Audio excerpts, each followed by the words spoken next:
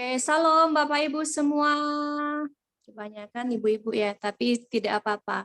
Kita kembali lagi dalam Zoom Secret Prayer. Wah, luar biasa malam ini kita dapat berjumpa kembali dalam ibadah Zoom Secret Prayer walaupun lewat online tapi tidak mengurangi hadirat Tuhan malam ini. Karena kita akan menyiapkan hati untuk mendengarkan saksian pujian penyembahan dan juga kesaksian dari hambanya, Salom, Pendeta Erika Fani. Beliau adalah seorang pejuang kanker yang udah luar biasa ya. Beliau juga penulis buku dan juga ownernya IC3. Wow, nanti kita pengen tahu apa sih itu IC3. Pasti ini sangat memberkati bagi banyak orang itu ya. Dan ada Ibu Marta Nani yang akan menyaksikan seorang pejuang kanker juga. Wah, jangan sampai kelewatan karena wah, pasti ada trik dan trik-trik, ada tips juga. Apa sih yang membuat beliau-beliau ini bisa langsung tetap semangat dan tetap bersukacita dan juga lolos dari segala sakit penyakit, apalagi kanker itu sesuatu yang menakutkan. Tapi di dalam Tuhan kita tidak akan pernah takut karena Tuhan sendiri sudah tebus 2000 tahun yang lalu. Amin. Amin ya, amin. Oke, Bapak Ibu terima kasih. Sebelum kita akan mulai, kita akan bersatu hati dalam doa pembuka yang akan dipimpin oleh Ibu Susan. Dipersilahkan Ibu Susan. Terima kasih Tuhan, Kau sungguh sangat baik dan luar biasa Tuhan. Kasih-Mu melimpah bagi kami semua Tuhan. Pakai kami ada di sini Tuhan Yesus. Untuk WL Tuhan, pemain musik Tuhan, Michelle Tuhan, Elis Tuhan, dan semua yang tergabung di tempat ini Tuhan. Biar kemurahan-Mu Tuhan tercurah Tuhan. Kau mau sucikan, kuduskan segala sesuatunya Tuhan. Aku percaya Tuhan dalam nama Tuhan Yesus Kristus. Kami mau menerima berkat-Mu Tuhan malam ini. Terpujilah nama-Mu. Haleluya. Amin. Amin, amin.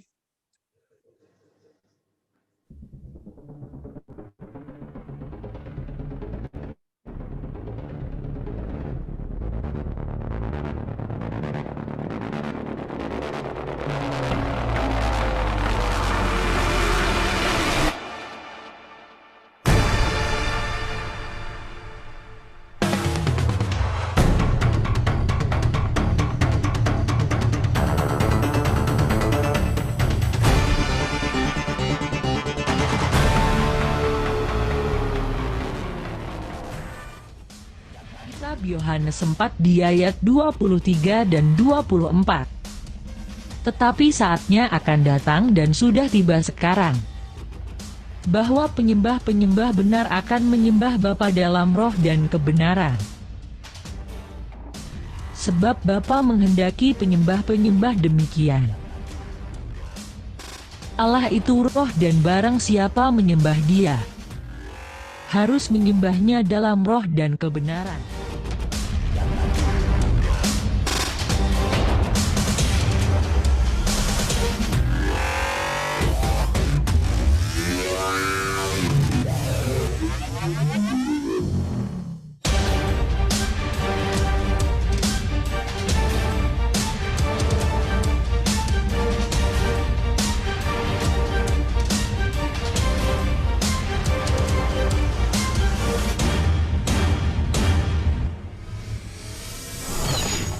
Oke, Bapak Ibu terima kasih yang masih standby akan mengikuti ibadah ini, karena sebentar lagi kita akan dilayani oleh hambanya Pendeta Erika Fani yang akan menyampaikan firman-Nya. Kita persiapkan hati dan pikiran untuk agar kita mendapat terima dan berkat dari apa yang beliau sampaikan. Untuk waktu dan tempatnya silakan Ibu Pendeta Erika.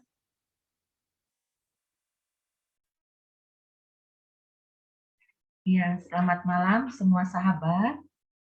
Senang sekali ya. Ya, kita bisa jumpa. Ada yang mungkin baru pertama kali ketemu saya ya. Senang sekali. Terima kasih Bu Susan. Ya, Ibu cantik sekali. Senang sekali kita bisa berjumpa lewat Zoom ya. Berharap suatu hari kita bisa jumpa secara tatap muka ya suatu hari nanti. Yuk kita akan berdoa dulu sama-sama kepada Tuhan ya. Mari kita berdoa. Bapa yang baik, Bapa yang kami kenal dalam nama Tuhan Yesus. Bapa, Engkau mengasihi kami, Engkau pencipta dunia ini dan menciptakan hidup kami. Kami berterima kasih saat ini Bapa, kami siap untuk mendengarkan uraian firman-Mu, mampukan kami memahami bagian-bagian yang kami tidak dapat kami pahami. Dan mampukan kami untuk mengerti di dalam kehidupan kami banyak hal yang kami nggak mengerti. Dan mampukan kami untuk percaya, walaupun hidup tidak menjanjikan sesuatu, tetapi biarlah iman kami boleh menjadi iman yang hidup.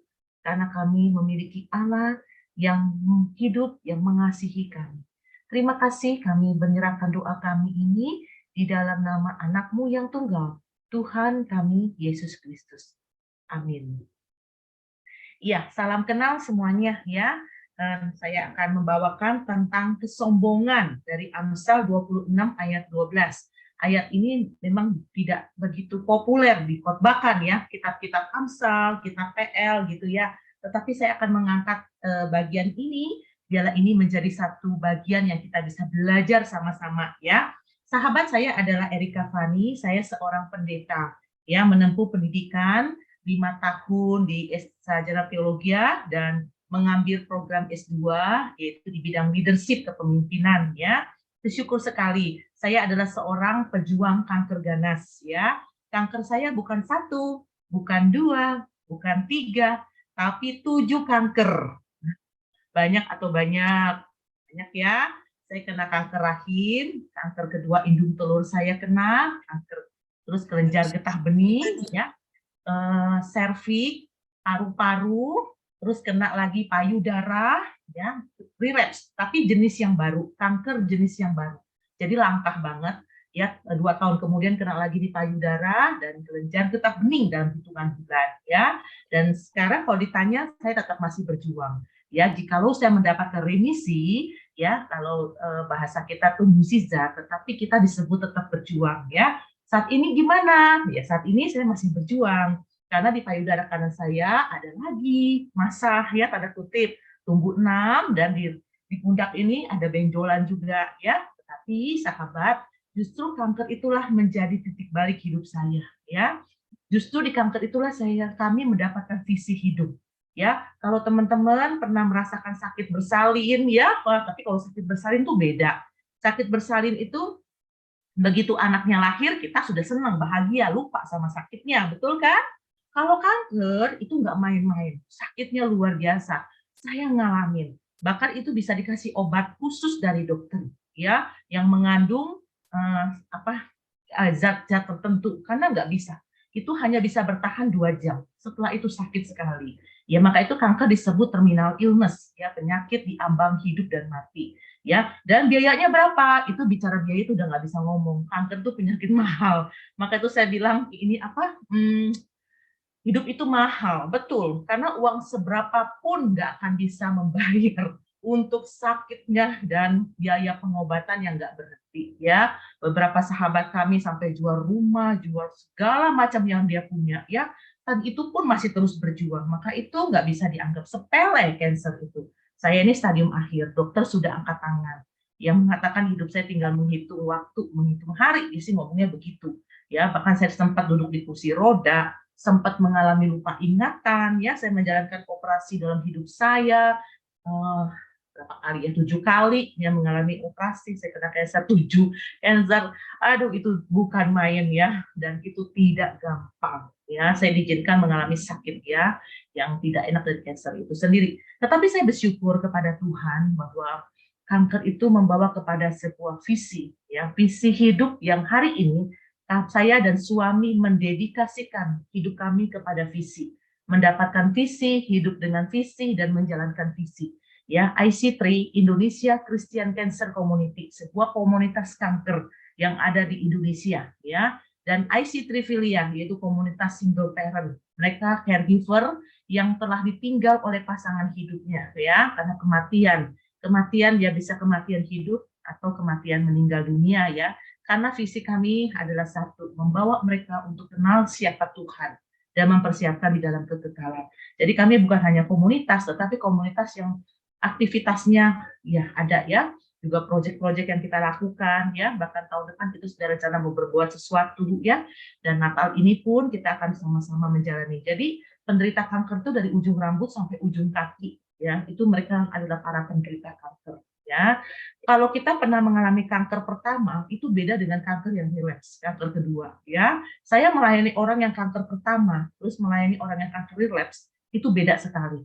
Maka itu saya pernah mengalami itu ya, jadi bisa ngomong kepada mereka. Berapa banyak yang kami layani, itu mereka di dalam keadaan down sekali. Bahkan ada yang mau bunuh diri, ya beberapa orang ya. Kalau kita ngomong secara ini, kita akan mental. Kenapa? Karena sahabat tidak mengalami kanker, ya. Jadi mungkin ngomong kita akan mental gitu kan.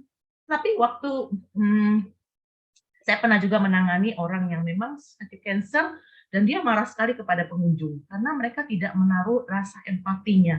Ya memang sulit karena mereka tidak mengalami. Maka saya punya quotes. Quotes saya adalah gini, bukan orang sehat yang menguatkan hati orang kanker, ya, tetapi kita para penderita dan pejuang kanker seharusnya yang bisa menguatkan hati sesama dan hidup menjadi berkah, ya. Seperti itu sahabat. Jadi ini adalah bagian yang kita harus lihat bahwa kanker itu sebuah privilege, hak istimewa dari Tuhan.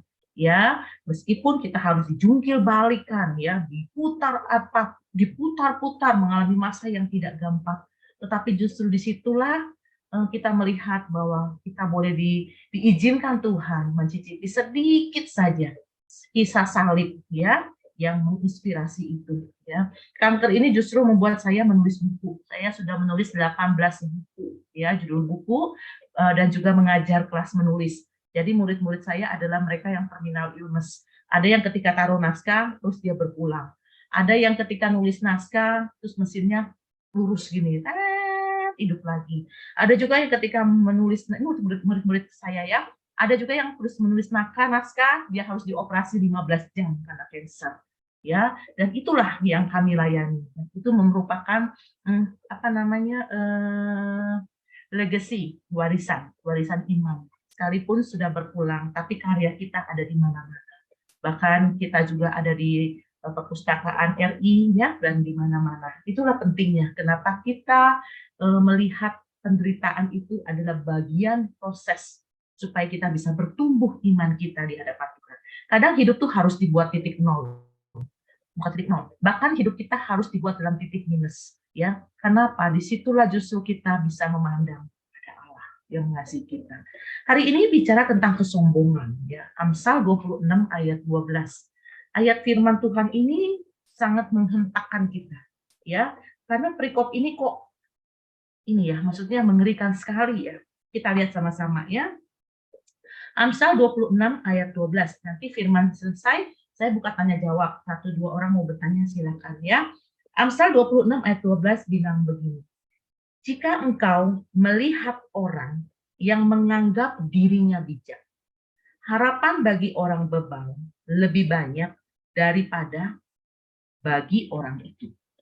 Ya, sahabat, Amsal pasal 25 sampai pasal 29 ini adalah Amsal Salomo yang disalin oleh para pegawai yang mengabdi pada Raja Hizkia, yaitu Raja Yehuda. Jadi kita tahu ya, waktu kematian Salomo, ya negara Israel itu terbagi. Ya, kerajaan itu Israel terbagi menjadi 2, ya, kerajaan utara dan kerajaan selatan. Ya, kerajaan selatan yaitu Yehuda. Nah, disinilah disebut Raja Hizkia, ya, pada tahun 1715. Sampai 687 sebelum Masehi. Jadi ini bukan cerita mengada-ngada, tetapi ini sejarah. Ya, sahabat ya, kita mengerti benang merah. Ini semua sejarah. Jadi sekitar 200 tahun sesudah masa Raja Salomo, Raja Hizkia ya melakukan perubahan reformasi dengan kepada negaranya dengan menaruh minat yang kuat kepada hikmat. Ya, kata-kata bijaksana, kata-kata hikmat. Ya, dalam Salomo, dan dia menuliskan disalin ulang oleh pegawainya dan dikumpulkan menjadi satu bagian dalam pasal 25 sampai 29 kitab Amsal ini. Nah, kalau kita melihat di dalam Amsal 26 ayat 12 katakan begini. Jika engkau melihat orang, yaitu kalau bahasa asli benar dikatakan lihat, ya, melihat orang yang menganggap dirinya bijak. Itu kalau dalam bahasa asli, orang itu siapapun, ya, orang, pribadi orang yang menganggap. Nah, menganggap ini itu memakai kata organ tubuh, yaitu mata sebenarnya, ya. Cuma diterjemahkan sangat bagus, menganggap, ya.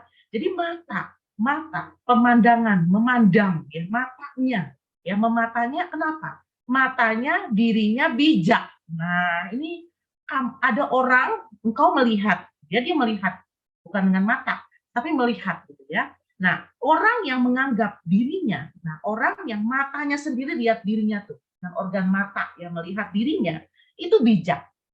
Harapan bagi orang bebal itu lebih banyak sebenarnya daripada orang. Aduh, ini kalimat kok mengerikan banget ya. Bukannya orang bebal sama orang yang menganggap dirinya bijak itu 11-12 gitu kan. Ini mana ada yang bagus sih dalam diri orang bebal gitu ya. Ini kok disamakan dengan orang bebal dan orang bijak gitu. Bahkan orang menganggap dirinya bijak itu lebih berat sebenarnya daripada orang yang bebal. Kita udah tahu ini udah pasti bebal. Nah, sahabat, di bagian perikop ini kita menemukan ada 2 tipe orang. Yang pertama adalah tipe orang bebal. Yang kedua, orang yang anggap dirinya bijak. Ya, orang bebal itu apa? Orang bebal itu bukan orang yang bodoh secara IQ. No, bukan.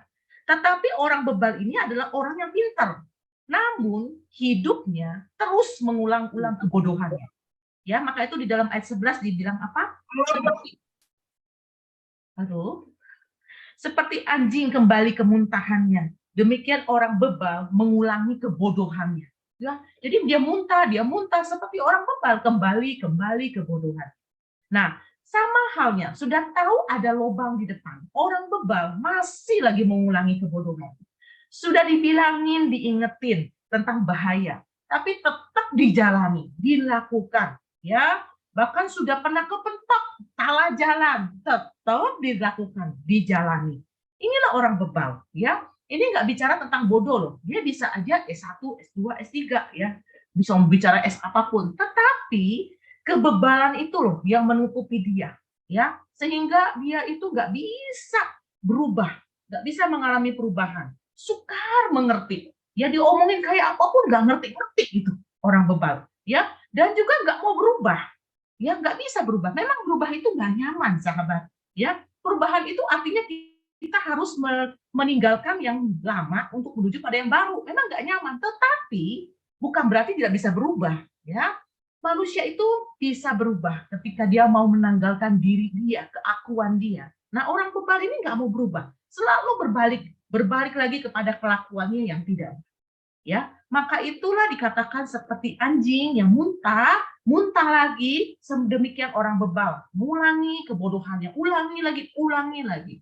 Saya ingat ya, dulu teman saya pernah bilang begini, orang bodoh itu jatuh di dalam lubangnya dan dia bangkit, itu orang bodoh katanya. Oke, nah tapi kalau orang pinter, begitu dia jatuh, dia nggak mau ulangin lagi, mau dia baik ya. Tetapi orang yang bijaksana, dia melihat hidup orang lain yang jatuh dan dia tidak akan masuk ke situ. Wah, luar biasa banget ya. Nah, orang bodoh di dalam Alkitab ini dia tahu salah, dia masuk lagi, dia terjerumus lagi. Akhirnya apa? Dia ngeluh, ngedumel, ya nggak seneng dan segala macam. Kenapa? Karena dia jatuh terus kepada lubang yang sama. Nah, sekarang orang yang bebal seperti ini ya sahabat ya, disandingkan ya dibandingkan dengan orang yang anggap dirinya lebih baik. Orang yang menganggap dirinya bijak, mana yang lebih baik? Waduh, berat ini ya. Berat loh. Kalau orang yang menganggap dirinya pintar, bijak, ya biarin aja gitu kan. Ini orang bebal tuh susahnya minta ampun gitu, ngadepin tembok gitu ya. Sekarang dibandingin, oke. Sekarang bagaimana kamu melihat orang yang menganggap dirinya bijak? Mana yang lebih baik? Luar biasa ya. Dan yang mengerikan dikatakan Amsal 26 ayat 12. Ya, harapan orang bebal itu lebih banyak dibanding orang yang menganggap dirinya bijak. Wow. Apa itu harapan? Kita sih pasti punya harapan dalam hidup, ya kan? Harapan itu kan bicara tentang masa depan kita, ya masa depan kita.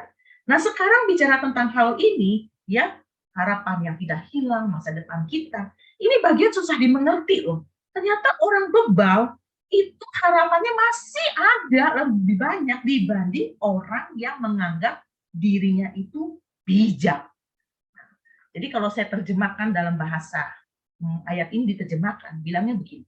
Jika engkau melihat orang yang sangka dirinya itu pandai, maka harapan orang bodoh itu lebih banyak daripada orang itu, ya.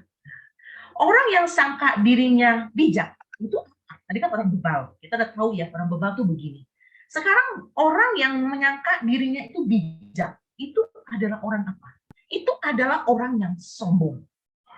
Ya, merasa dirinya dibutuhkan.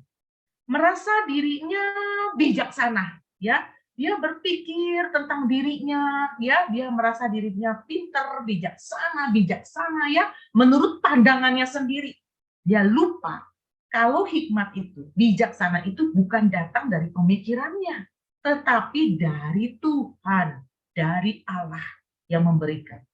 Maka itu ketika dia menganggap dirinya bijak, padahal dia punya pengetahuan itu sedikit, tetapi dia menaruh dirinya percaya diri itu bagus, tetapi terlalu sampai dia menganggap dirinya itu berarti, ya, menganggap dirinya itu bijak dan dibutuhkan oleh orang lain, dan ini masuk di dalam kesombongan, ya, kesombongan besar, ya, dan itu adalah dosa loh sebenarnya, dosa maut, ya, di dalam Amsal kan dibilang juga dosa kesombongan. Nah, saya mengajak kita melihat contoh kasusnya nyata, bagaimana kesombongan ini menganggap dirinya bijak. Dari Yohanes 9, yuk kita lihat sama-sama ya. Ini kasus nyata yang pernah terjadi di muka bumi ini. Ya sahabat ya. Yohanes 9 kisahnya begini. Saya akan membacakan buat sahabat tetapi dengan bahasa saya ya. Yohanes 9 ini tentang orang buta sejak lahir. Ini ada sebuah kasus. Bagaimana kesombongan yang terjadi, ya, sombong rohani di dalam kekristenan, ya, keyahudian, waktu itu Yahudi, ya, di dalam waktu itu ada Tuhan Yesus di situ, ya. Jadi kisahnya begini, Yesus itu lagi lewat, deng, terus dia lihat ada orang yang buta sejak lahir, ya. Murid-muridnya bertanya, pertanyaan begini, orang ini buta, ya, yang buat dosa itu dia atau orang tuanya? Sama tuh kayak saya waktu kanker. Ini pasti kamu punya dosa. Ini pasti kamu kepahitan, akar kepahitan. Lagi dia bilang, oh ini pasti kamu marah nih, kemarahan dalam diri. Saya tanya dokter, dok, kenapa saya bisa kena kanker? Jawabannya cuma satu, misteri. Nggak boleh judge orang, nggak boleh hakimi orang. Pada waktu kita mulai hakimi, kita sudah sombong. Ya, jadi dokter bilang sampai sekarang pun tidak tahu penyebabnya. Beberapa anggota kami yang jaga pola makan, pola hidup sehat, terjaga higienis, ya, dia jaga, tetapi kena sampai 2 kali. Nggak ada yang tahu. Maka itu sebuah buku yang sangat terkenal, Filosofi Teras, ya, saya baca. Ada bagian yang kita bisa pegang, kita bisa jaga. Tapi ada bagian yang kita nggak bisa jaga. Apa itu? Kesehatan kita. Ya, waktu kita bilang saya akan jaga kesehatan dengan baik, berarti kita itu sudah masuk dalam kesombongan. Karena hidup kita di tangan Tuhan. Ya, kesehatan kita, umur kita, ya, apapun dalam hidup kita, nafas kita, semua itu dari Tuhan. Ya, maka itu waktu dia lihat orang buta, muridnya tanya begini, yang dosa siapa? Ya, ini si buta itu orang tuanya. Nah, ini kalimatnya tajam banget. Ya, kalau orang buta dengar bisa tersinggung. Tapi Tuhan Yesus bilang begini. 2 pertanyaan itu Tuhan Yesus nggak jawab. Yang Tuhan Yesus jawab apa? Bukan dia, bukan juga orang tuanya. Ya, tetapi ada pekerjaan Allah yang mau dinyatakan dalam diri dia. Ini poin. Jadi teman-teman, ini pemahaman kasus nih ya. Ada pekerjaan Allah yang mau dinyatakan melalui dia. Kalau hari ini kita ngalamin terminal illness, sakit berat, ya hidup kita kan semua sebenarnya flat loh. Tiba-tiba ya kematian orang yang kita cintai, kebangkrutan hidup, ya penyakit terminal illness. Entar dulu kita mesti lihat ada pekerjaan apa yang Tuhan mau nyatakan. Ya, karena setiap diri kita mengalami sakit, mengalami masalah hidup itu nggak sama setiap kasus, nggak sama loh. Ya, mungkin bagian itu dia kuat, bagian yang ini orang dia nggak kuat. Karena setiap kasus itu nggak ada yang sama. Maka itu ketika pertanyaan ini muncul, ya Yesus mengatakan bahwa ada pekerjaan Allah yang mau dinyatakan melalui dia. Wah, ini luar biasa. Ya, luar biasa. Nah, waktu Tuhan Yesus suruh si buta ini, yang diaduk-adukin tanah, kemudian ditaruh diolesin ke mata orang buta, dan orang buta itu suruh pergi ke Siloam. Siloam itu artinya yang diutus, ya, itu kolam Siloam, ya, dia harus ke sana. Nah, waktu dia melihat matanya melek, wah matanya melihat, wah luar biasa. Tangganya, nah mulai deh ngegosip, kepo-kepoan, ya, terus langsung bilang begini, itu kan si pengemis. Nah, ya orang buta itu kan identik pengemis zaman Tuhan Yesus, ya ini memang zaman itu. Maka dia bilang ini kan si pengemis gitu ya. Terus ada yang bilang bukan, dia itu bukan pengemis katanya. Ini pada ngomong. Terus si orang ini bilang apa? Betul, ini aku. Ya. Lalu heboh ya, heboh banget. Akhirnya kehebohannya orang buta yang bisa melihat, dibawalah orang buta ini ke siapa? Orang Farisi. Nah, orang Farisi itu orang yang ngerti Taurat. Ya, dia ngerti detail, dia tahu semua hukum-hukum aturan, dia detail sekali. Ya, dia ngerti bahasa rohani, dia ngerti semuanya, luar dalam, hafal semua. Waktu dibawa, jadi konflik. Bukan masalah orang buta, tetapi yang mereka lihat adalah ini hari Sabat. Hari Sabat nggak boleh kerja. Orang Farisi menekankan itu, maka dia punya aturan ratusan aturan, ya. Yang harus saklek diikutin, ya nggak boleh misalnya kalau jalan ada hitungannya berapa langkah, hari Sabat tuh nggak boleh bekerja, apalagi menyembuhkan. Wah ini langsung mereka tanya metodenya bagaimana. Tuhan Yesus mengaduk-aduk terus dioleskan itu bekerja. Wah ya akhirnya apa yang terjadi? Sombongan rohani muncul. Orang Farisi itu bilang begini tentang Tuhan Yesus. Apa kalimatnya? Saya bilang ini kalimat yang jahat. Kesombongan rohani itu hati-hati, jahat mulutnya. Dia bilang begini, orang ini pasti bukan datang dari Allah. Wih, ini ngomongin Tuhan Yesus loh. Mereka lagi ngomongin Tuhan Yesus. Pasti Tuhan Yesus bukan datang dari Allah. Terus dia bilang begini, kenapa? Karena dia tidak memelihara hari Sabat. Wah. Terus ada yang bilang lagi, jahat deh kalimatnya, sombong rohani. Kalimat apa lagi dia bilang?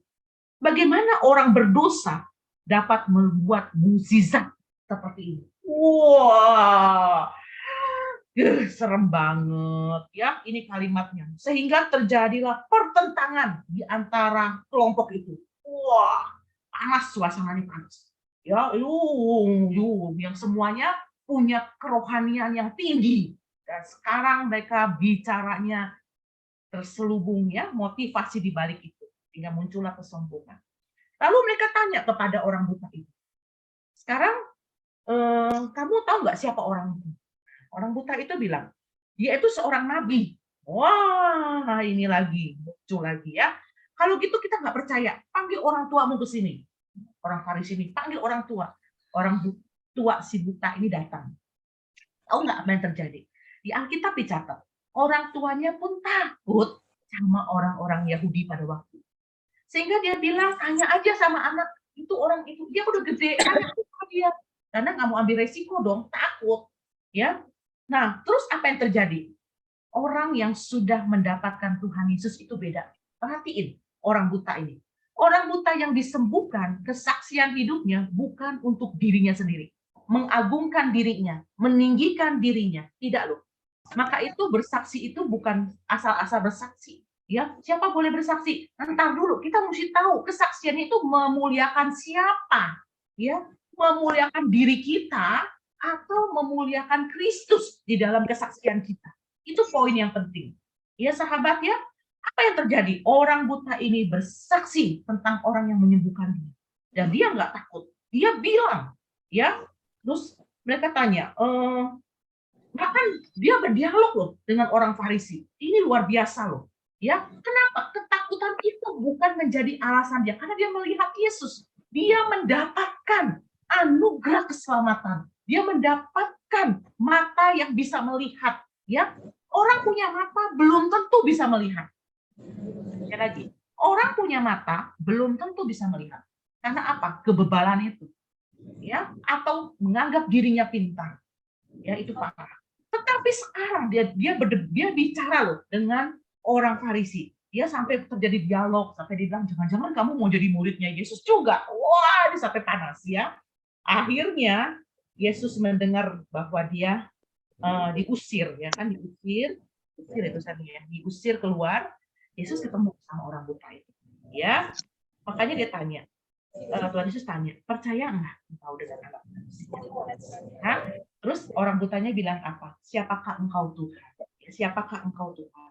Supaya aku bisa percaya kepada dia. Siapakah itu Tuhan? Supaya aku bisa percaya. Yesus bilang, akulah yang berkata-kata kepada dia. Wah, dia percaya kepada Yesus, ya.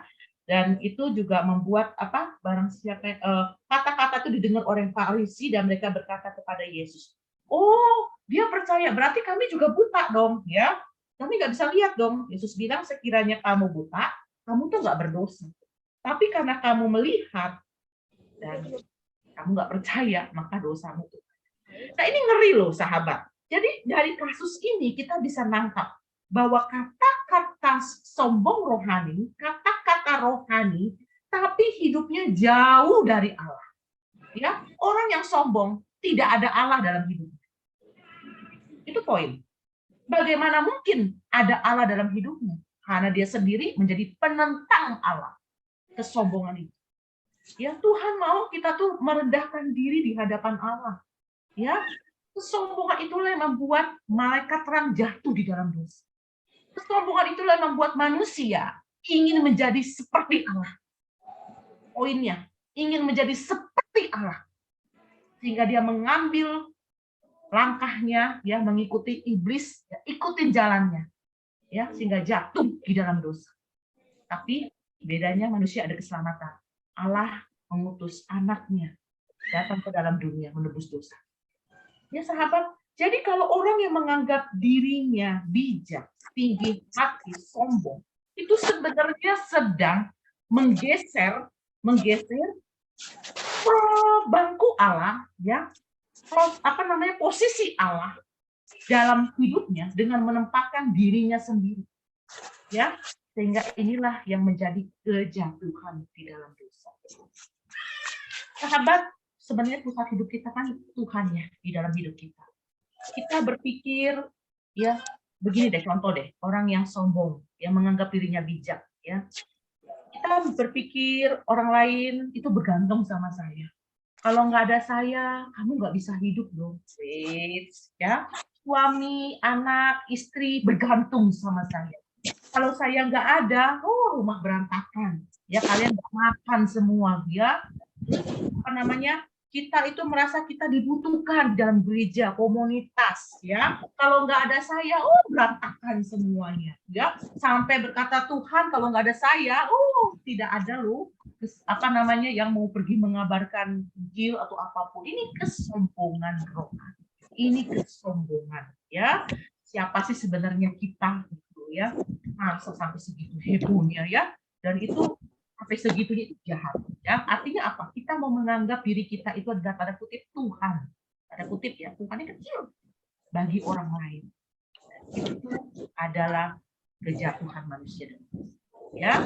Sahabat, maka itu dalam Amsal 26 ayat 12 ini jelaskan, ya, dia bilang, jika engkau melihat orang yang menganggap dirinya bijak, harapan orang bebal itu lebih banyak daripada orang, ya.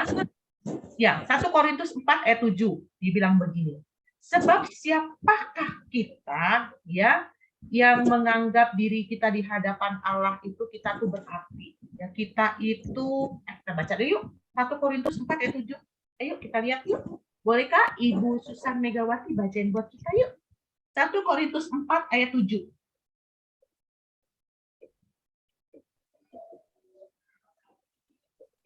1 Korintus 4 ayat 7. Ibu Susan Megawati. Bisa bacain?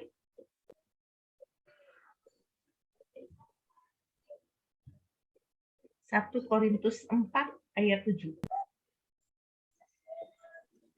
Mic-nya boleh dibuka, Ibu Susan? Suaranya belum dibuka ya. Iya, bentar ini. 1 Korintus 4 ayat 7. 1 Korintus 4 ayat 7. Sebab siapakah yang menganggap engkau begitu penting? Dan apakah yang engkau punyai yang tidak engkau terima? Dan jika engkau memang menerimanya, mengapakah engkau memegahkan diri seolah-olah engkau tidak menerimanya? Amin. Ya, jangan sombong. Bisa memegahkan diri itu sombong ya. Dalam Yeremia 17 ayat 5 sampai 6. Yuk, kita akan lihat. Ibu Michelle, bacakan ayat 5 sampai 6. Apa itu? Yeremia 17 ayat 5 sampai 6.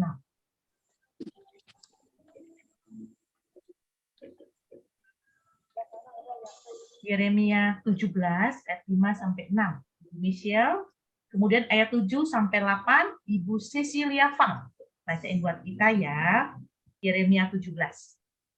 Oke, baik. Yeremia 17 ayat 5 sampai 6, Ibu ya. Yes. Oke, ayat 5 yang berbunyi, beginilah firman Tuhan, terkutuklah orang yang mengandalkan manusia, yang mengandalkan kekuatan sendiri, dan yang hatinya menjauh dari Tuhan. 6. Ia akan seperti semak bulus di padang belantara, ia tidak akan mengalami datangnya keadaan baik.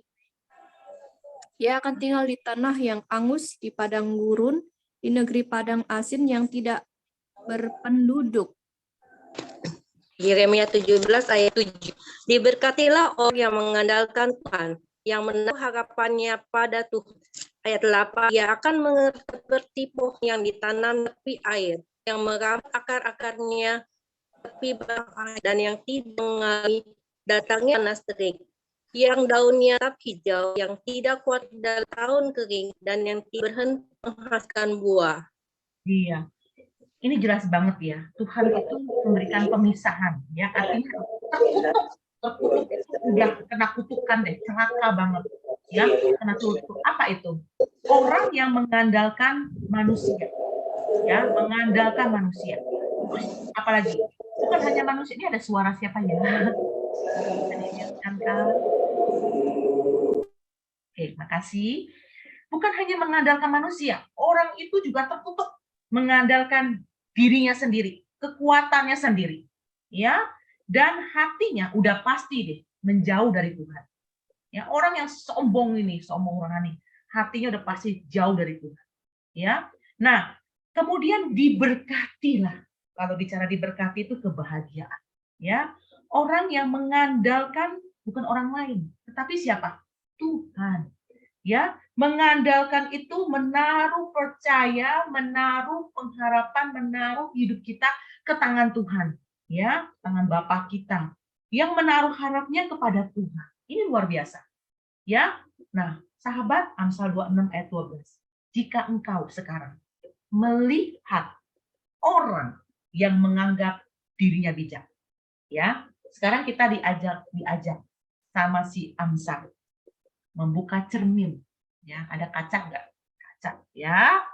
Sekarang ngomong sama si kaca.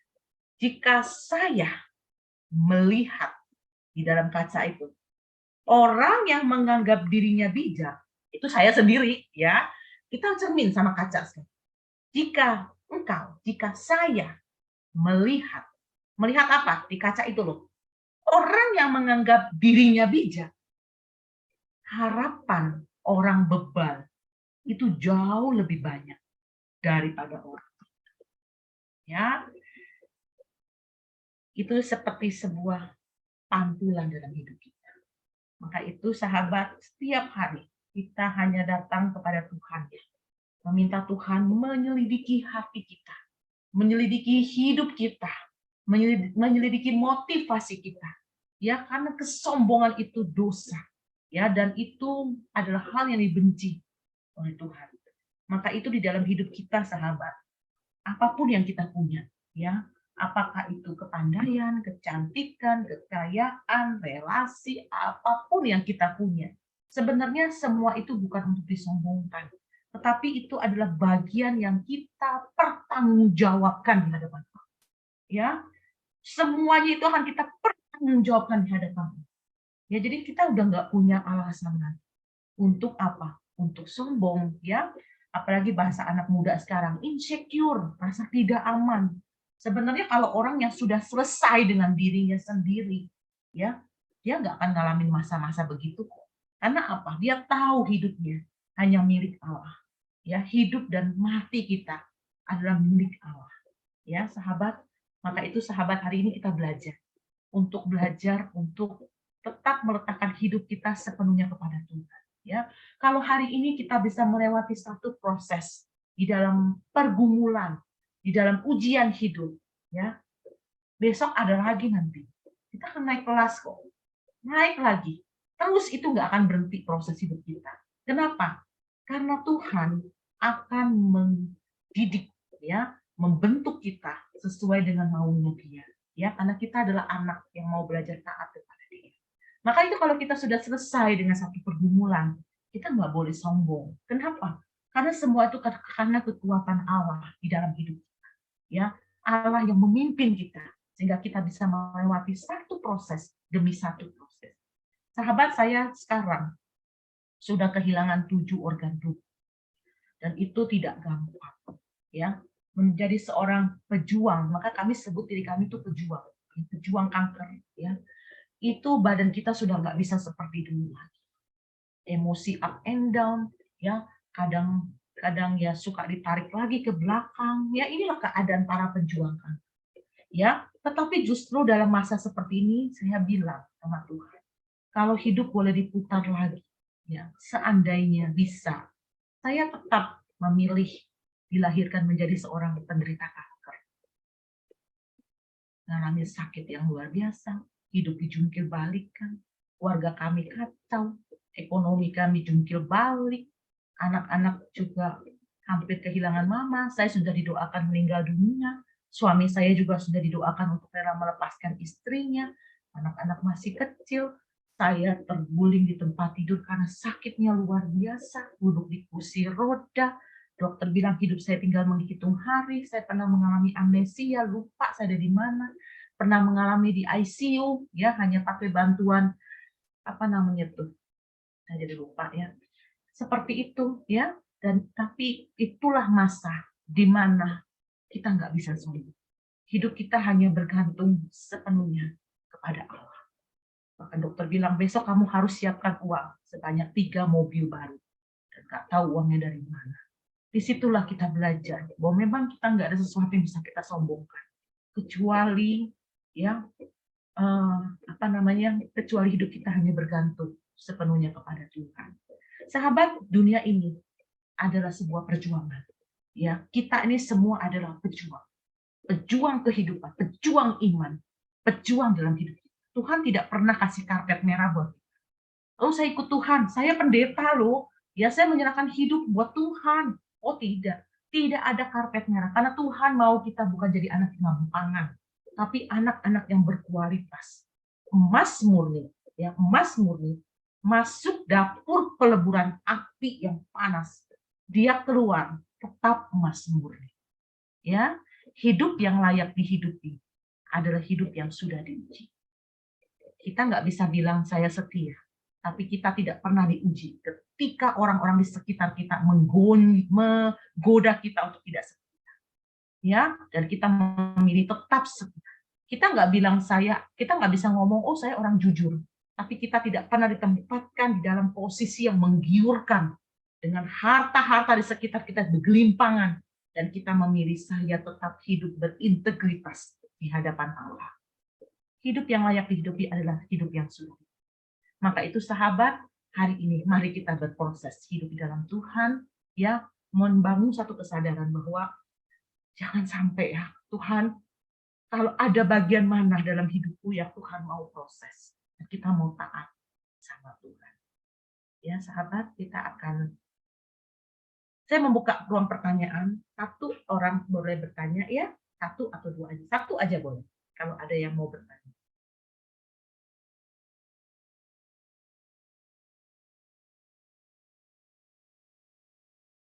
Kalau nggak ada, kita tutup dalam doa ya. Yuk kita berdoa kepada Tuhan. Saya minta dengan hormat, Pak Alex Unia, bolehkah memimpin kita dalam doa tutup iman ya?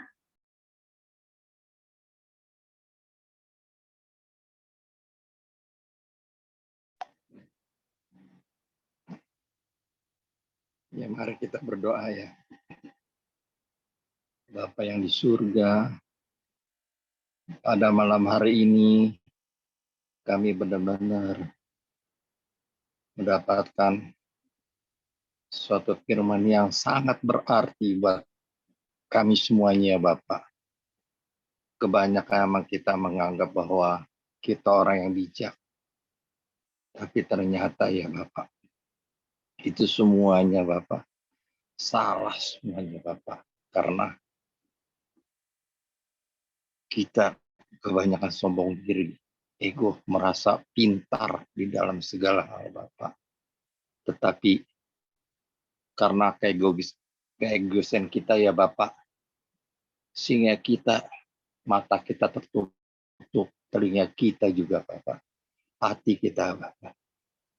Ya, yang tadi Ibu Pendeta bilang lebih baik kita menjadi orang yang bebal dibanding orang bijak. Orang bebal masih bisa mendapatkan suatu kebaikan ya Bapak. Terima kasih ya Bapak atas firman-Mu. Semoga firman ini menjadi rema buat kami semua. Dan kita pulang dengan sukacita. Dengan hati yang terbuka, pikiran terbuka semuanya Pak. Dalam nama Tuhan Yesus Kristus kami berdoa. Amin. Bentar ya, tadi benar banget doanya Pak Alesunya, sangat indah ya. Cuman ada satu kata yang kelewatkan. Orang bijak itu bagus, tetapi orang yang menganggap dirinya bijak itu beda. Jadi dia tuh nggak bijak sebenarnya, cuman menganggap dirinya bijak. Itu bagus kan ya. Terima kasih Pak Alesunya buat doanya. Saya serahkan pada liturgi. MC. Oke, baik. Terima kasih. Wow, luar biasa ya. Terima kasih untuk Ibu Pendeta Herika Fani untuk firman-Nya malam ini dan juga Pak Alek untuk doanya. Bapak Ibu, siapa yang diberkati dengan firman malam ini? Lambaikan tangan. Wah, luar biasa ya. Luar biasa. Di sini pasti banyak banget ibu-ibu wanita hebat dan juga bapak-bapak juga tentunya ya. Wah, kita sangat diberkati oleh firman-Nya, oleh Ibu Erika bahwa di saat kita mendapatkan cobaan atau kanker itu adalah sebuah misi ya, banyak sekali misi yang mungkin Tuhan taruh dalam hati kita di saat kita benar-benar mendapatkan sesuatu, mungkin cobaan itu, mungkin Tuhan maunya saya begini, seperti saya dulu juga seperti itu. Di saat kita mendapatkan sesuatu cobaan, pasti kita akan lebih dekat sama Tuhan, dan pas kita dipulihkan itu akan merasa berterima kasih sama Tuhan. Thanks God, ternyata ini toh maunya Tuhan. Tapi waktu sakit, aduh Tuhan, why, dan hanya cuma bisa nangis sama Tuhan. Tapi luar biasa, Tuhan itu kalau mau pakai kita memang harus benar-benar, wow, luar biasa ya, ujiannya itu nggak main-main. Tapi kalau sudah lolos, akan dibukakan semua pintu-pintu berkat maksudnya untuk melayani, untuk benar-benar setiap kita benar-benar merindukan untuk melayani Tuhan, itu pasti Tuhan bukakan dengan caranya yang ajaib, luar biasa. Terima kasih Ibu untuk firman-Nya, sangat luar biasa. Untuk Bapak Junaidi nanti ya nanti akan ada sesi tanya jawab, tapi habis ini kita akan foto bersama sebelum pada ngantuk. Boleh ya? Kita buka kamera dulu. Kita foto keluarga. Mana ini Sister Elis? Sister Elis masih di sini. Oh, ada Sister Vanessa juga. Ibu Tuti boleh dibuka. Ayo semuanya kita akan foto keluarga. Karena kenapa foto keluarga? Saya menganggap di sini adalah keluarga semua. Biar kita nanti ada kenang-kenangan. Oh ini keluarga Secret Prayer. Nih ada mami mentor saya juga Ibu Nani, ada Bu Liana, Ibu Cecilia Fang. Wah semuanya cantik-cantik luar biasa. Bapak Junaidi juga Gultom. Oke, kita foto. Sister, mana suaranya? Mbak Elis mana? Mbak Elis lagi. Elis mana? Elis? Dikasih apa-apa, sister? Oh, Ibu Tuti lagi di jalan ya. Hati-hati, Ibu ya. Siapa yang pakai laptop bisa bantu foto?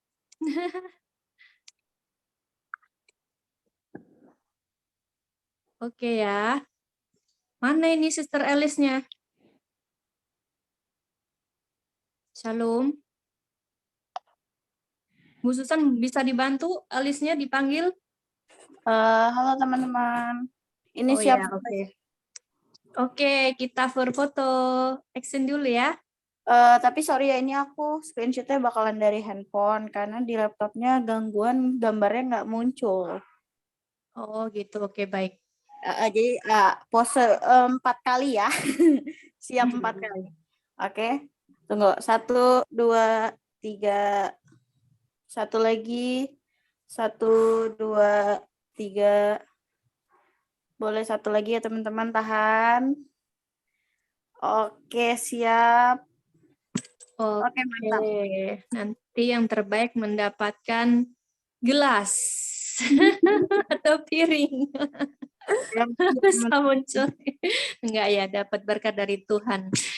Wah, hati-hati yang sedang di jalan, mungkin sedang aktivitas juga. Ibu Tuti, salam, hati-hati ya. Oke, sudah berfoto-foto Ria, sudah mendapatkan firman, sudah mendapat berkat, dan kita juga akan mendapat berkat lagi nih Bapak Ibu. Nanti setelah ini akan ada sesi tanya jawab ya, mungkin untuk Ibu Fani atau untuk yang akan kesaksian oleh hambanya Ibu Marta Nani. Ibu dipersilakan untuk kesaksiannya, dibuka mute-nya Bu. Silakan untuk waktu dan tempatnya. Shalom, selamat malam Ibu. Saya Marta Nani, umur saya 65 tahun. Saya punya putra dan putri yang sudah semua berumah tangga. Cucu saya 2 orang, dari anak yang kedua. Anak yang pertama kawin, udah married 10 tahun, tapi belum punya anak. Tapi saya bersyukur karena mereka semua tertanam di dalam Tuhan. Nah, waktu tahun yang waktu pandemi itu masuk, nah itu saya mulai saya ada yang aneh, karena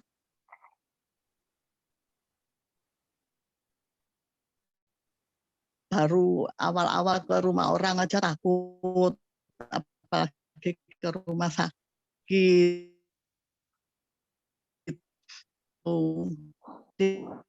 Saya diemin aja, saya coba, dan itu saya tuh kok tambah lama rada besar gitu. Saya takut karena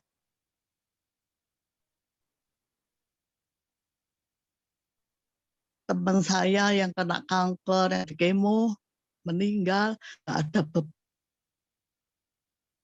kemo itu menyakitkan, apa itu, aduh, jadi takut gitu.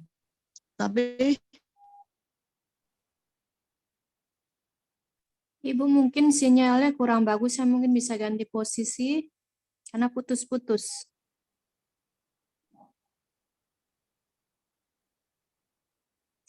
Salam Ibu.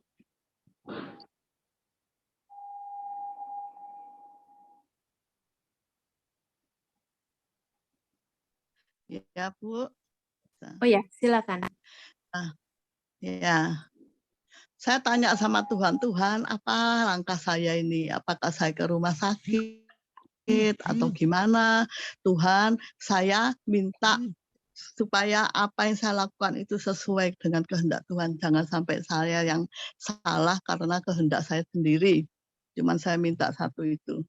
Akhirnya satu saat saya diteguhkan. Seorang hamba Tuhan bilang, oh Ibu boleh mengandalkan iman, boleh.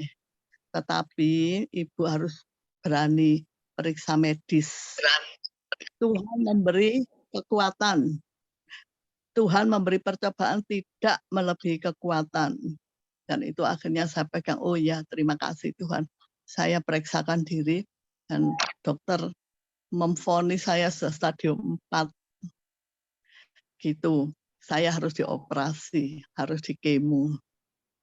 Tetapi saya sudah minta sama Tuhan, kalau ini memang jalan Tuhan, saya minta pegang tanganku Tuhan. Tapi waktu itu saya juga sempat syok ibu-ibu, sampai berat badan saya turun, semangat saya turun. Tapi di situ saya menjerit sama Tuhan, Tuhan pegang tanganku Tuhan. Saya minta segarkan jiwaku Tuhan. Saya minta aku berjalan di dalam rencanamu Tuhan Yesus. Karena saya sudah komit. Waktu ulang tahun saya yang ke-60 tahun, saya bilang Tuhan, saya sekarang mau fokus sama Tuhan. Kalau yang dulu doa saya itu banyak sekali untuk anak-anak, untuk masa depan anak. Tapi sekarang saya sudah melewati 60 tahun, saya komit, saya kepingin fokus sama Tuhan. Terus saya sudah belajar berdoa untuk fokus sama Tuhan. Jadi pada titik ini, saya bilang Tuhan, hidupku udah kuserahkan ke dalam tangan Tuhan. Cuman Tuhan, saya minta belas kasihan-Mu Tuhan. Saya bisa menikmati karena saya sudah merasakan doa-doa saya yang dulu itu ternyata Tuhan sudah jawab satu persatu. Sehingga saya merasakan sukacita. Oh Tuhan Yesus telah menampung air mata saya itu di dalam kirbat Tuhan. Dan Tuhan itu sudah menjawab dan Tuhan itu teramat baik. Tuhan kalau saya minta Tuhan mati berkat yang daripada Engkau. Dan juga teman-teman saya, saudara, teman itu banyak yang support. Sehingga satu titik saya pegang itu, Tuhan sudah menyegarkan jiwa saya. Sehingga sukacita yang mengalir dari dalam hati, dari Tuhan itu ada di dalam hati saya. Terus oke, saya menjalani, saya kemo 3 kali, 1, 2, 3. Itu benjolan kecil, hilang. Dan saya merasakan kemo itu juga dengan pertolongan Tuhan juga. Saya bisa kuat, saya bisa enjoy. Sampai orang-orang bilang, loh ini sakit loh, tapi kelihatan seger. Sampai semua teman, semua bilang saya dapat kasih karunia Tuhan. Kok saya sakit tapi seger gitu. Walaupun rambut saya sudah digundul, sudah rontok. Tapi orang bilang mukanya seger gitu. Akhirnya udah ke kemo 3, dok ini kok benjolnya enggak ada. Iya, karena kemo. Nah, terus lahirnya gimana apa enggak? Saya minta yang terbaik. Kalau yang terbaik diangkat supaya aman gitu. Oke, dan saya bisa melewati itu, melewati operasi. Dan operasi saya juga lancar, tidak sakit. Terus lanjut kemo ke 4, 5, 6, 1 paket 6. Nah, saya sudah melewati semuanya dan sesudah kemo, sesudah selesai periksa lagi, terus saya dikasih obat untuk diminum selama 5 tahun. Tuh, sampai sekarang ini. Dan kalau sekarang ini saya masih ada, itu semua karena kemurahan Tuhan, karena Tuhan itu baik. Dan saya percaya hidup saya di dalam tangan Tuhan dan Tuhan itu luar. Dia sangat mengasihi saya sehingga saya walaupun melewati begitu lewat yang serem-serem gitu, tetapi ada sukacita selalu mengalir di dalam hati saya. Sehingga semua orang yang melihat, oh Tuhan baik, kasih karunia Tuhan ada pada kamu, katanya. Dan itulah saya menyaksikan kemuliaan Tuhan. Bukan karena saya, tetapi karena kasih karunia Tuhan. Terima kasih, sekian kesaksian saya. Tuhan Yesus yang saya muliakan, yang saya sembah sekarang sampai selama-lamanya, yang bekerja di dalam kehidupan saya. Terpujilah namanya. Amin. Amin, amin. Wow, kita beri kemuliaan dalam nama Tuhan Yesus. Luar biasa kesaksiannya, dan tetap semangat Ibu ya. Pasti Tuhan akan pakai Ibu lebih dahsyat lagi, karena hanya berharap kepada Tuhan, dan pasti ada sesuatu yang akan dikerjakan buat Ibu ya. Makasih. Lebih dahsyat. Tetap semangat dan menjadi Amin. berkat dan inspirasi bagi ibu-ibu dan dari banyak orang. Amin. Oke, Bapak Ibu, kita akan ada sesi tanya jawab. Nah, sekarang boleh nih, tadi siapa nih yang angkat tangan? Boleh sekarang angkat tangan dan mau bertanya dengan siapa? Mungkin dengan Ibu Pendetanya atau dengan yang kesaksian Ibu Martanani. Ayo, siapa? Boleh. Tadi ada yang angkat tangan, siapa ya? Pak Junaidi Gultom. Salam tadi masih ada di sini, Pak Junaidi. Tadi akan bertanya ya. Terus siapa yang lain mungkin?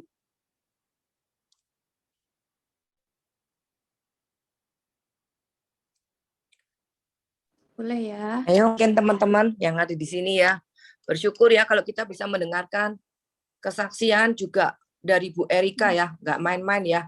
Saya lihat, wow, kita mendengarkan aja cukup serem, ngeri ya. Tapi kita diberi Tuhan apa boleh mendengarkan, kita melihat kesaksian yang sangat-sangat luar biasa ya saudara ya. Jadi kalau penderita kanker tuh mohon maaf, memang begitu mengerikan dan sangat menakutkan bagi kaum wanita. Ya, ini Bu Erika dari Surabaya dan Bu Martanani ini berasal dari Batu, saudara.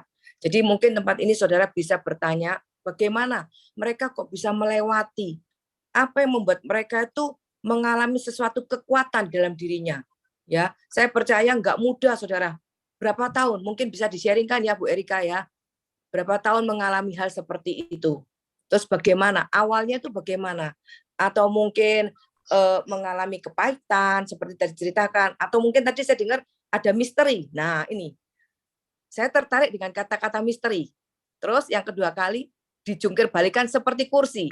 Nah, itu loh, aduh. Saya mungkin bisa menyampaikan, Bu Erika. Terima kasih, Tuhan memberkati.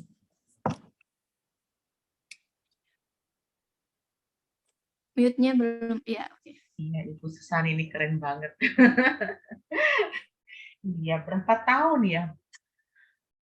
Saya cuma lihat gini ya, proses gini nih. Kita ini kalau timbul benjolan yang di luar biasanya itu harus periksa, atau demam panas ya, atau juga pendarahan ya, ya itu harus diperiksa. Saya tuh mengalami pendarahan 1 tahun sebenarnya, cuman badan terlalu kuat kali ya, padahal pendarahannya tuh hebat banget, tapi masih tetap aktivitas. Jadi sebenarnya udah telat sih, udah masuk. Itu 50-50, makanya dokter bilang di operasi ini, besoknya operasi lagi, kemungkinan besar kamu bisa aja nggak bangun. Ya, karena begitu dioperasi guntingnya itu kankernya bisa ngamuk. Si dokter ngomong gitu. Cuman hidup itu kan sebuah pertaruhan ya. Kalau nggak dioperasi saya mati, dioperasi saya mati, tapi ada kemungkinan bisa bertahan hidup ketika dioperasi.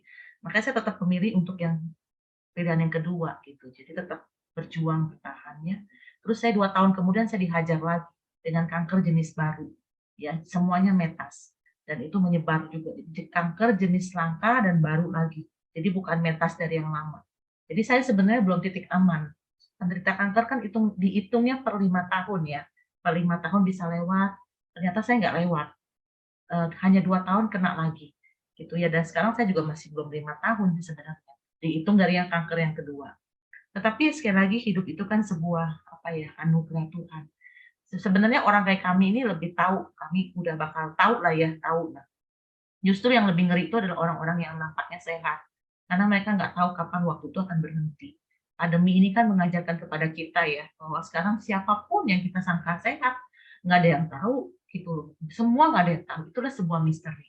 Ya, sahabat. Jadi kalau misalnya, ya saya sih cuma lihat hidup itu ya seperti tadi Ibu Susan bilang ya, kalau Tuhan mau pakai kita, bukan caranya kita. Kita kan senang ya dibilang Tuhan pakai kamu, wah pipi kita merah-merah, hidung kita mekar-mekar, sedangnya minta ampun. Entar dulu, waktu Tuhan mau pakai kita, ya siap-siap bangku kenyamanan kita dijungkir balik, diobrak-abrik sama Tuhan. Karena Tuhan mau pakai bukan caranya kita, tapi caranya Tuhan.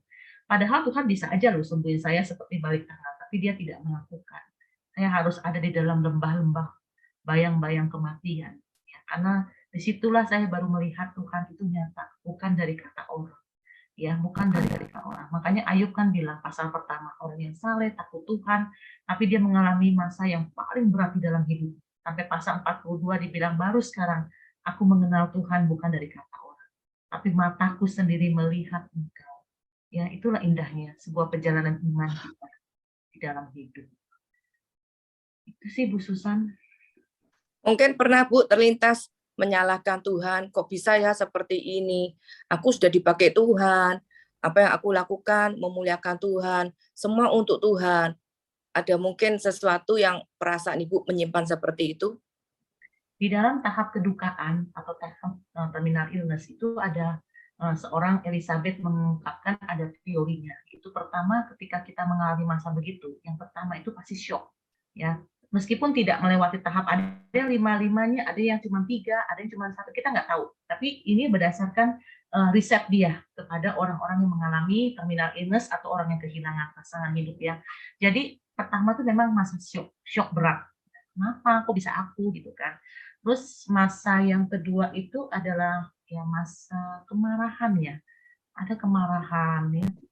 Kok kenapa dia gitu? Kenapa bukannya marah-marah? Ada masa depresi, masa tawar-menawar, sampai akhirnya masa untuk apa namanya menerima ini semua. Jadi bagi saya itu manusiawi banget. Nggak mungkin ada orang kena kanker cekak-cekikan gitu ya, lalu bersaksi, saya bersyukur. Yang enggak, itu tidak normal. Bagi saya tidak normal. Atau menunjukkan bahwa superhero gitu. Tapi saya rasa nggak ada orang kanker begitu ya. Karena apa? Itu nggak gampang, berat sekali. Itu masa yang paling susah ya dalam hidup, karena benar-benar satu orang kena kanker, satu keluarga itu kena semua. Ya, itu bisa pecah, bisa perang loh dalam keluarga. Jadi satu orang kena, itu caregiver ya, satu rumah itu ngalamin semua masa yang pahit. Ya, emosi yang jadi sensitif, ya itu semua kena. Belum lagi biaya yang harus dikeluarkan, nggak main-main, dan pasangan juga mesti berhenti kerja, dampingin pasangannya, belum lagi tidak dimengerti. Oh, ini nggak gampang. Maka itu perlu pendampingan kepada mereka. Ya, maka pelayanan kami kan pelayanan pendamping, ya kan pastoral kepada mereka. Maka itu kami di Surabaya sudah punya rumah tenang. Rumah tenang itu buat mereka dalam persimpangan jalan, mereka yang mau nangis sebentar, ada tempatnya. Mau baca buku, mau cara mereka kan healing macam-macam. Dan kita juga ada layanan konseling. Dia ada rumah konseling juga IC3 di Surabaya. Ya, Surabaya Barat dan Surabaya Timur. Kami melayani anggota IC3, menjadi anggota itu yang nggak berbayar, semuanya free. Konselingnya juga free. Ya kan, saya sendiri, suami saya menempuh pendidikan S2-nya di bidang konseling, dan saya sendiri baru selesai ngambil psikospiritual ya. Tapi saya nggak lanjutin praktikum karena saya tanya badan saya nggak kuat. 1 tahun harus praktikum ya, itu nggak apa-apa. Tetapi di sini kita lihat bahwa jangan sendiri deh melewati masa-masa sakit, masa apapun. Jadi melewati masa begitu ya pasti ya, Ibu Susan ya, itu ngalami manusiawi. Jadi kalau saya mendengar ada orang kena kanker lagi down, saya beri waktu dulu buat dia. Jangan cepat-cepat dinasihati, karena dia perlu ada momen dia mengalami juga masa di mana dia ketemu dengan Tuhannya. Ya, masa dia bertanya, tanya sama Tuhan nggak apa-apa, tapi jangan mempertanyakan Tuhan. Itu suami saya suka ngomong begitu. Ya, itu nggak boleh. Kita tanya sama Tuhan nggak apa-apa, tapi jangan mempertanyakan tentang Tuhan. Itu nggak boleh. Itu berarti kita kurang ngajar sama Tuhan. Ya, jadi tanya nggak apa-apa. Jadi dalam keadaan seperti itulah saya biarkan dulu. Nanti ada waktunya baru kita layani. Dan kebanyakan pelayanan kami itu udah pelayanan terakhir sih. Ya, jadi pertemuan pertama dan terakhir. Jadi makanya pelayanan itu bisa sampai 1 jam, 2 jam. persiapin mereka untuk pulang kepada Bapa. Karena stadiumnya udah stadium 4 ya. Sebenarnya 4 itu Bu Marta Nani sudah menyebar kemana? Ibu payudara ya? Payudara. Menyebar sampai ke? Dan saya nggak mau tanya sama dokter. Kalau stadium 4 itu biasanya sudah menyebar ke tulang, kelenjar getah. Aku tambah stres ya Ibu ya. Oh, oke Bu. Nggak apa-apa. Saya Bu Marta Nani, jangan takut, jangan khawatir. Ini ada pakarnya hari ini. Hmm. Melawan 7 penyakit kanker guanas. iya, Ya, kanker serviks. Semuanya tuh sakit lah. Nggak ada yang nggak Bukan sakit nama kanker. 7 ya Bu ya. Tadi saya Iya. sebutkan 7. Apa itu? Rahim, indung telur, serviks, paru-paru, payudara, terus apa? Pundak ya, tulang ya. Satu lagi apa Bu ya? Tapi banyak yang jangan dihafalin lah, nggak keluar ke ujiannya. Lengkap saudara. Tetapi saya percaya Bu Erika dipakai Tuhan sangat luar biasa dan memberkati. Dan Bu Erika ini merupakan founder saudara, ya, di mana mengalami kanker, tapi di situ Tuhan pakai, didongkrak sama Tuhan. Mereka yang senasib, ya. Jadi Bu Marta Nani jangan takut, jangan khawatir. Kalau mengalami kelemahan, tinggal call sama Bu Erika, ya. Ntar saya kasih nomor telepon. Teman-teman di sini mungkin ada yang mau bertanya, Michelle, itu kanker serviks itu juga untuk yang perempuan-perempuan. Iya, boleh, luar biasa. Kebetulan Karena ada ini Bu Erika. Dan masalah obat pun bikin kita itu stres ya Bu ya kan. Aduh, minum obat lagi itu bikin kita kayak, aduh ini aku tambah bego kalian, kebanyakan obat nanti. Kadang-kadang seperti itu ya Ibu ya. Jadi kayak ini Bu Marta kayak bilang sama Tuhan, Tuhan terserah deh, suka-suka lo aja mau kayak gimana. Karena saya pernah ngalamin sesuatu sakit yang tidak enak tuh, terserah lo deh Tuhan, mau lo apain, mau gue jadi apa, kayak terserah suka-sukanya Tuhan. Saya capek nanya kapan saya sembuh, kenapa begini-begini. Jadi cuman duduk di kaki Tuhan dan cuman nangis setiap hari dan minta ampun sama Tuhan. Dan oh ternyata Tuhan tuh baik banget. Di balik itu tuh ada Tuhan yang dia mau seperti itu. Dan dahsyat nanti kita akan heran sendiri karena kita melihat kita tuh siapa sih ternyata mau pakai Tuhan dengan cara yang seperti itu, tapi ya udahlah gitu. Tapi wah, seperti itu deh Ibu ya Marta. Semangat Ibu ya. Banyak banget, ada yang lebih. ya. Puji Tuhan.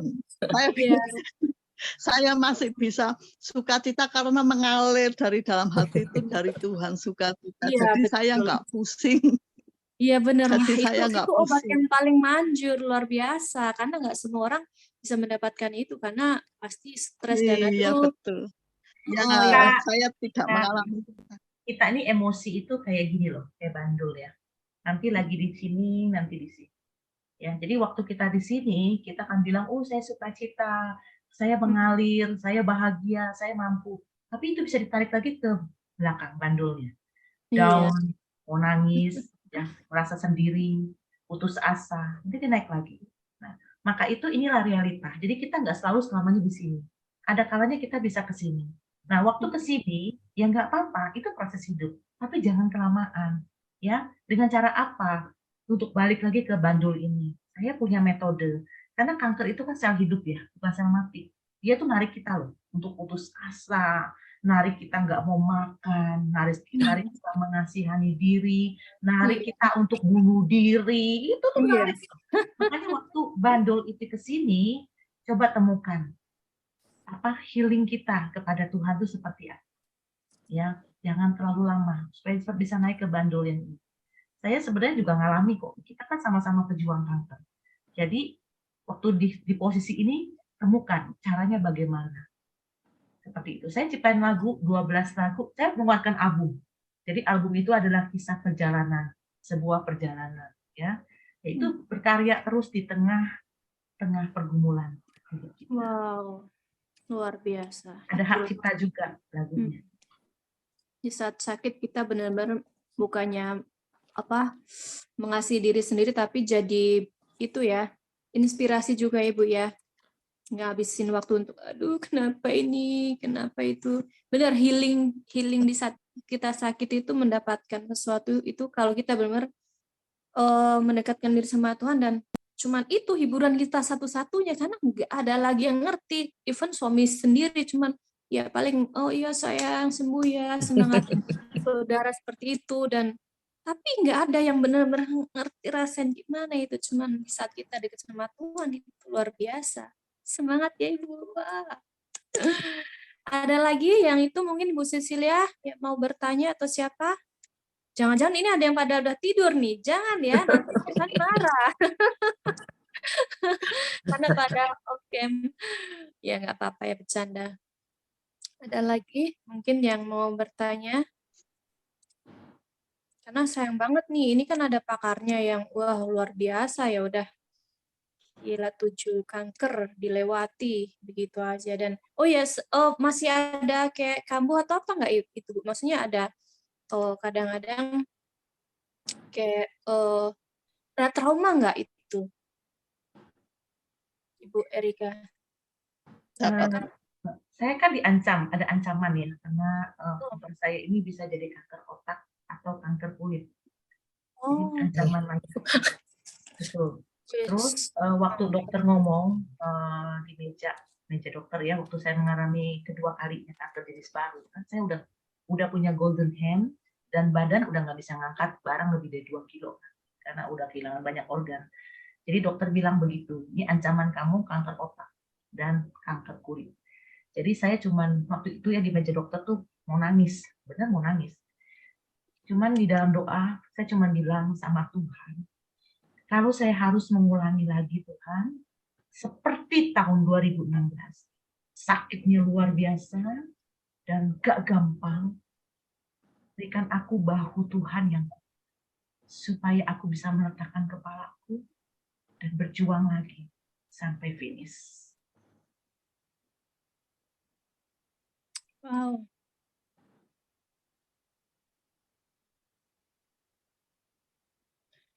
Luar biasa. Beri kemuliaan nama Tuhan. Wow, luar biasa.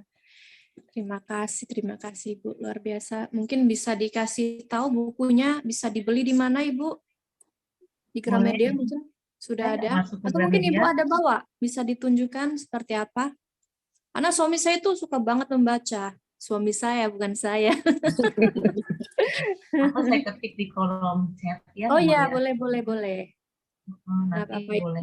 Ibu yang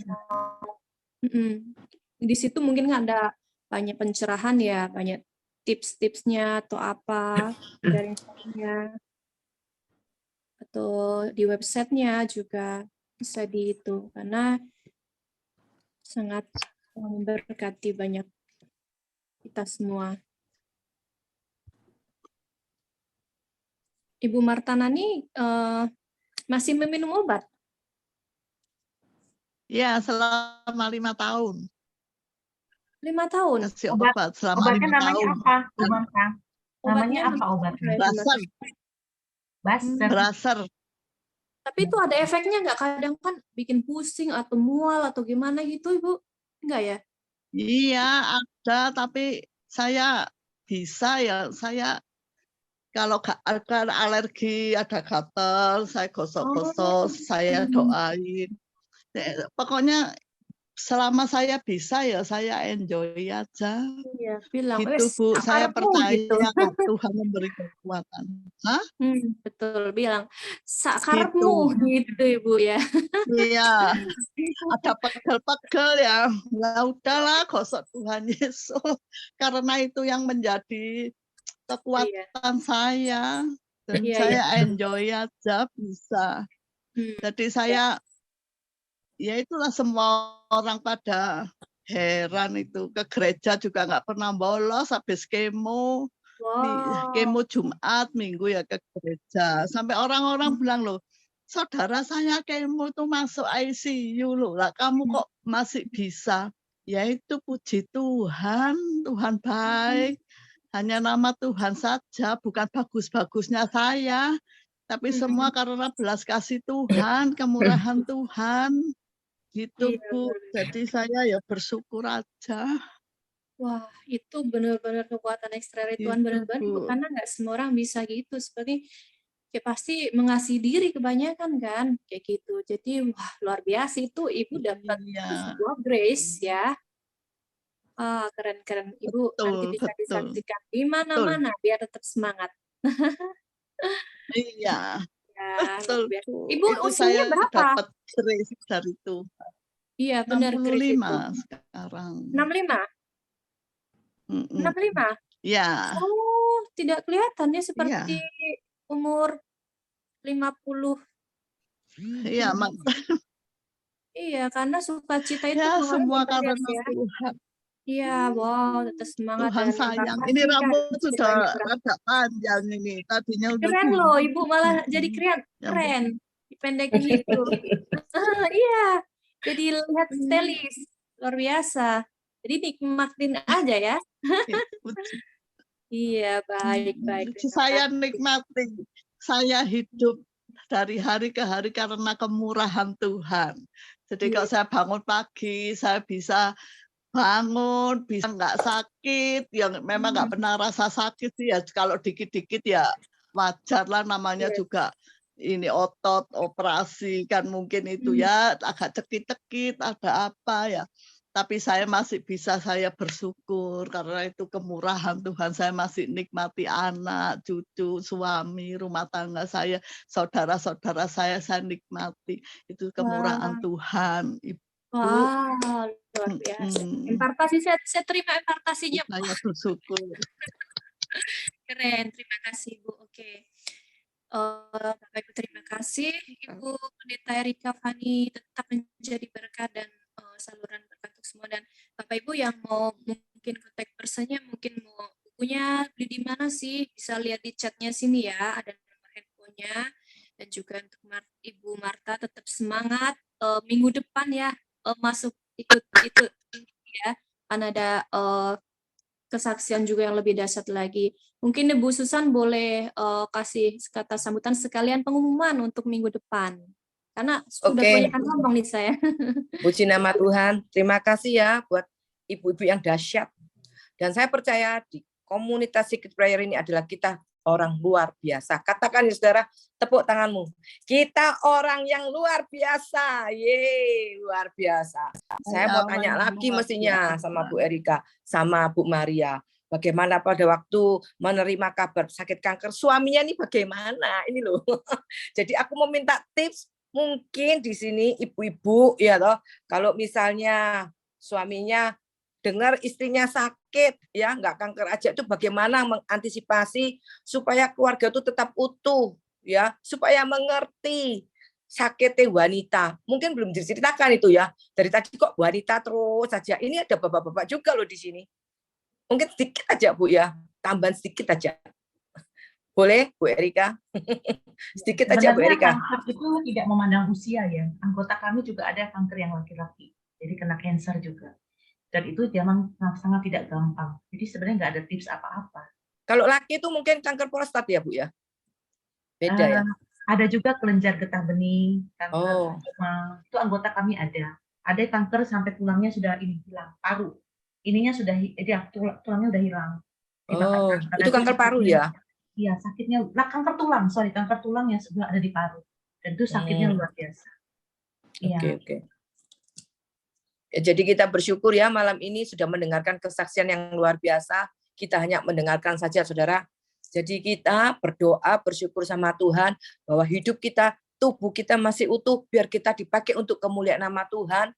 Ya, semuanya ini kita lakukan untuk satu hal saudara. Melayani Tuhan lebih sungguh-sungguh. Komunitas Secret Prayer ini saya percaya doanya dijawab oleh Tuhan, ya, mempunyai kesukaan satu hal. Tadi katakan senyum ya. Di Secret Prayer saudara harus banyak belajar senyum, tertawa ya. Yang lalu sudah diajarkan seperti itu ya. Saya nggak memperpanjang. Nanti Selasa depan kita akan dilayani oleh para pengusaha. Ya, pengusaha dipakai Tuhan untuk memberikan kesaksian dalam kehidupannya. Hamba Tuhannya juga seorang pengusaha saudara ya. Jadi saudara boleh ikut di tempat ini Selasa depan tanggal 6 Desember. Tetap setia saudara ya, bersama Tuhan kita berkarya lebih lagi dahsyat, dipakai untuk kemuliaan nama Tuhan. Tetap setia saudara ya, apa yang terjadi dalam kehidupan kita hari ini, sekalipun doa kita belum dijawab, seperti tadi Michelle katakan, suka-sukamu Tuhan. Kalau ngomong suka-sukamu Tuhan, yo wis ngikuti ae. Apa kata Tuhan? Kita mau dibawa kemana? Tapi saya percaya, Tuhan selalu memberikan jalan keluar. Sekalipun jalan keluar kita nggak pernah melihat, tapi kita percaya janji Tuhan, saudara. Jadi malam hari ini, siapkan hatimu untuk terus percaya akan janji Tuhan. Terima kasih, Tuhan memberkati. Selamat malam buat teman-teman semuanya. Oke, begitulah. Itulah tadi kata sambutan dan juga pengumuman untuk minggu depan ya Bapak Ibu. Jangan lupa dan bantu share link-nya. Semoga jadi berkat untuk teman-temannya ikut gabung ya. Oke. Bapak Ibu, karena sudah jam 9, karena kita juga masih banyak pengen ada yang mungkin melakukan aktivitas PR, ngerjain PR apa, kantor atau apa, dan juga mau istirahat, ada yang capek. Terima kasih untuk Bapak Ibu yang sudah hadir. Kami dari tim Secret Prayer mengucapkan banyak terima kasih sudah meluangkan waktu untuk mengikuti ibadah ini. Semoga apa yang kita lakukan dan Bapak Ibu lakukan untuk mengikuti ini juga menjadi berkat dan diberkati juga karena telah menyediakan waktunya. Terima kasih ya, dan kita akan mengakhiri ibadah ini dengan doa penutup yang akan dipimpin oleh hambanya Ibu Pendeta Erika Fani. Dipersilakan doa berkat Ibu Erika. Ya, mari kita akan berdoa sama-sama ya kepada Tuhan.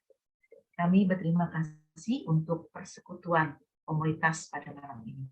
Biar iman kami boleh dibangunkan untuk tetap teguh mengikut Tuhan. Karena kami tahu hidup ini sebuah proses. Terus-menerus kami diproses untuk mengikut Tuhan menjadi apa yang Tuhan inginkan dalam hidup kami. Saat ini Bapak, kami mengucap syukur untuk persekutuan yang ada ini. Kiranya iman kami terus boleh kuat di dalam Engkau. Cinta kasih Allah Bapa, penyertaan dari Allah Anak, Yesus Kristus, dan penghiburan Allah Roh Kudus senantiasa memimpin langkah hidup kami untuk terus mengikut Engkau sampai selamanya. Amin. Amin, amin. Terima kasih Bu Erika. Oke, ibadah sudah selesai. Selamat malam semuanya. Selamat istirahat. Sampai jumpa minggu depan. God bless. Bye-bye. Terima kasih Bu Erika, Bu Maria, Bu Marta, Sisil, Michelle. Terima kasih buat Bu Erik, Bu Listiana ya ini, Pak Alex. Wow, luar biasa ini. Bu Tuti juga, Junaidi. Terima kasih semuanya, Vanessa, Bu Rosa, Pak Andreas. Ya, terima kasih semuanya teman-teman. Sampai ketemu Selasa depan.